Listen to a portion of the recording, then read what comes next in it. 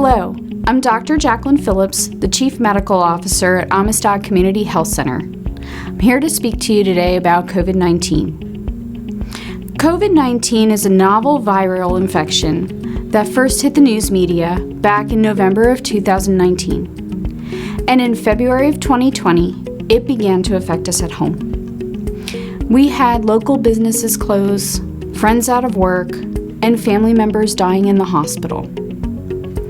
We all heard about surges, needing to flatten the curve, washing your hands, and maintaining social distance. We know the signs and symptoms: fever, headache, cough, shortness of breath, loss of your taste and smell, nausea and diarrhea. And we know those who are most severely affected with COVID-19 are the elderly, and they have conditions like obesity, diabetes, and heart problems. But what happens after you are affected by COVID-19? Most people have asymptomatic infections and they recover fully. Some have a mild illness and have a short course of recovery. But then there are others who have an even more strenuous journey ahead of them. For these people, they experience months of shortness of breath and chest pain. But what causes this? A simple answer at this time is doctors and scientists are still researching it. But at the center of this phenomenon is an inflammation of the heart and blood vessels.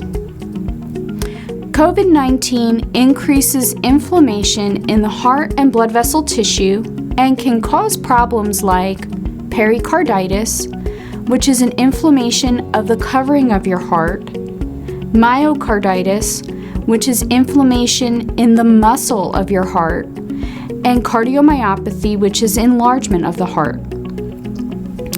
This causes your heart to work harder to pump blood to your lungs and body and affects how oxygen gets circulated.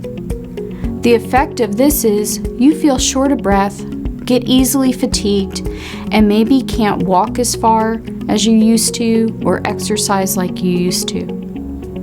So how do we treat this? At this time, care is mainly symptomatic.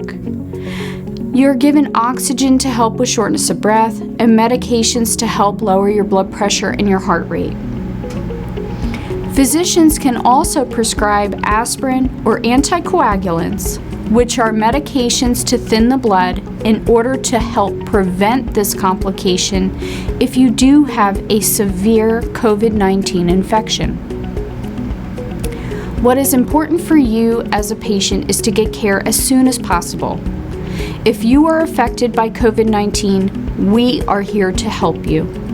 We have physicians and nurse practitioners to treat you at both the Amistad Community Health Center as well as at our COVID-19 specialty clinic located at Physicians West. Thank you for listening. Please stay safe and remember to wash your hands.